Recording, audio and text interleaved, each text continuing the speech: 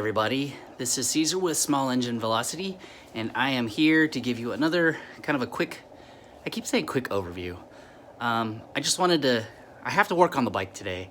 I have to fix the carb and rejet the carbs, so I kind of wanted to give you an overview of the Mojo mount and how easy or not easy it was to install on the bike. Not compared to the Password JDM or JDM Password one.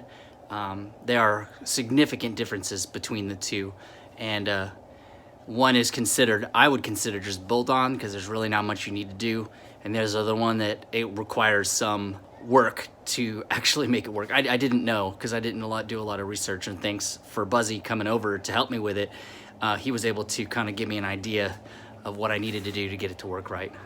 Anyways, we're gonna go ahead and take the seat off the bike. And then I'm going to take the carb off, and after I take the carb off, I will go ahead and give you an overview of the mount. All right, we're going to go ahead and take the seat off, and then I'll give you a view from the inside after I take the carburetor off. So here we go.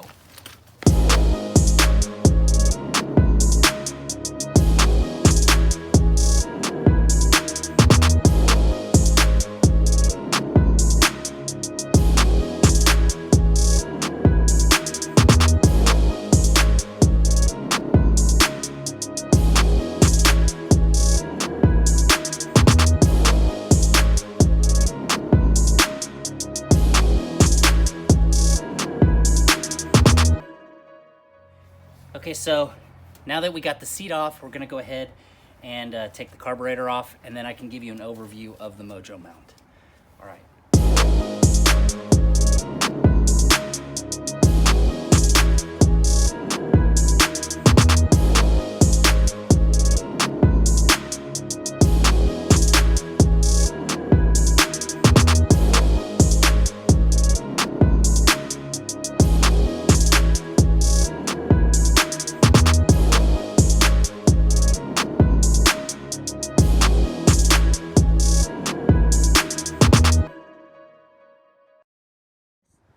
All right, now that we got the carburetor off, I'm gonna drain it, take it apart, then I'm gonna get the jets out, and then put it together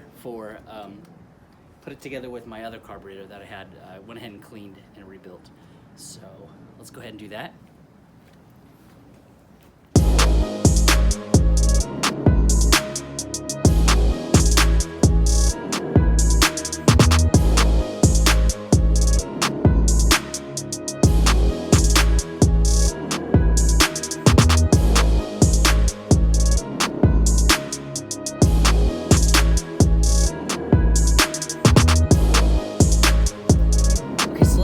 Off with the Mojo mount. Here is the frame mount that goes here. 1, 2, 3, and then if you look through here, here's the bolt that goes through the frame, and then comes out the other side over here. Okay, so it's offset right there. And it fits just past this shock mount right here with Al's. I know they're a bit rusty. I apologize. They will come off and get cleaned. Now, there is a bar that goes right here, and this is what determines the length of your stretch right here. I have the 12.5-inch stretch, and it goes to a bracket. The bracket right here, you can see where the bracket is. It sandwiches between this. So there's the two existing holes that hold your plastic piece here. Now gets drilled out. Okay. You have to shave off all these little nubs and all the wire guards. This has to be flat. Minus this one bracket holder right here. Everything needs to be flat. Then you bolt this down, and then when this is bolted down, you drill a new hole. Now keep in mind, on the other side of this bracket, there's threads on a nut that's welded on the underside. Those need to be shaved off too. So when you're thinking Mojo for your mount, keep in mind that you need to have a grinder, because you got to grind all that stuff off, so that this will fit, you need a drill, because you have to drill a new hole to put this third piece on to reinforce the left and right side of this this extension bracket that gives you your swing, the angle of where this sits. Now, if you use a shorter one, it swings in some more. And then you got your shock mount. This is a shock mount. It works for every single size that they have. Of course, this one says it was for an 8-inch stretch, 8-inch, but I don't know if they're any different. But anyways, if you look on the shock, there's 3 different settings. So there's 3 different links that they give you, and those 3 different links give you the different type of stretch that you want. It also comes with spacers and this bolt for this particular, for the shock mount, to get it to fit right. And then, of course, with the clevis offset, I used the NCY lowdown, and it worked great on here. It was a little bit difficult to get everything together, I guess because I'm new at this, but I had TX Get help me, or he came over here and actually probably did most of the work. He did all the grinding and everything. There was some stuff that needed to be grinded off over here also. Anywhere you see this flat paint, we painted just to keep things from rusting. Keep in mind also that you have to have the longer cable. And even the longer cable still didn't seem like it was long enough, because if you look around on the other side, this is still going through here. Now you need to remember how this works. Okay, this little ground, the little clamp that goes to your ground. I recommend keeping the clamp that goes here, and then remember how all of this works. If you notice, the cable threads through a hole in the CVT and then goes to the drum brake, so that it can give tension whenever you pull the handle. So take good care with these wires, these cables, and make sure that you map them through here just right so that you can get them into the right place. This is the brake. And then you can get them into the throttle. The throttle was a little bit tricky to get working, but I managed to get it working. At the same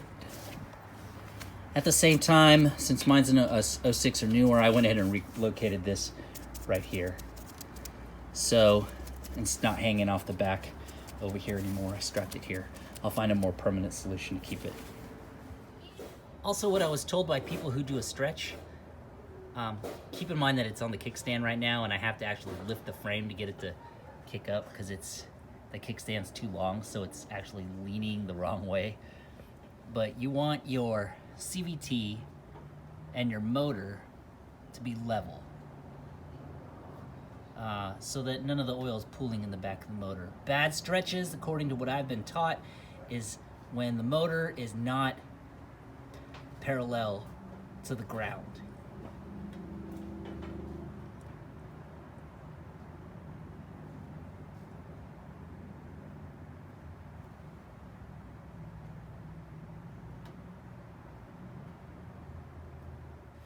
Okay, I'm gonna go ahead and put everything back together, and then go ahead and give it a test ride.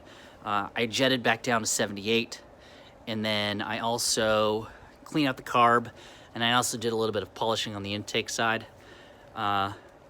So I want to just try to see if that helps anything. Everyone keeps telling me that I'm running too rich because they keep looking at my plugs. And I was running 80-38. So now I'm running 78-38. So we'll see. Anyways, let's go ahead and get this back together and see what she looks like and runs like. I forgot to mention, this is the JDM Password extension. Here is the stretch, and here is the shock mount. This part goes through the frame of the motor, and this one goes through the frame of the bike. This is what I would consider a bolt-on stretch. Like, you literally don't have to do anything except for move some wires, take some hoses out, drop the motor, rethread it through here, and then remount this up through the top. This is pretty solid as far as I'm concerned. It's not sandwiched steel. It's actually machined aluminum. I don't know what this is. And then the shock mount is obviously machined also. There's no way you can just, this isn't like a mold or anything like that. But yeah, you may, if you don't have lowered handlebars, need to have longer cables. Fortunately, I had lowered handlebars. I don't have the monkey bars, so I didn't have to worry about cables on this bike when I did this stretch. But that's the difference between the Mojo mount and this, is the Mojo mount requires some modification. Hey, look, there's my son in the back. Modification, while the JDM Password does not. It's just simply a bolt-on, and then make sure all your cables are long enough. Anyways, I'm gonna put it back together. Let's see what it does. Okay, so we went ahead and, I went ahead and took a ride around the block, and I had some issues. Whenever I was putting it together, apparently I didn't put together the top of the carb where the diaphragm is. I didn't seal all that all the way down, so I had issues there. And then the next problem I had was I would start accelerating, and then as time went on, I couldn't accelerate as fast. So what ended up happening was, when I had put the throttle cable back on, I didn't tighten down the screws against each other and give it the correct tension. So my throttle cable was getting loose. So eventually I couldn't go any faster. So I solved that problem, but I'm still only going 65 miles per hour or so. So I went ahead and started messing with the CVT.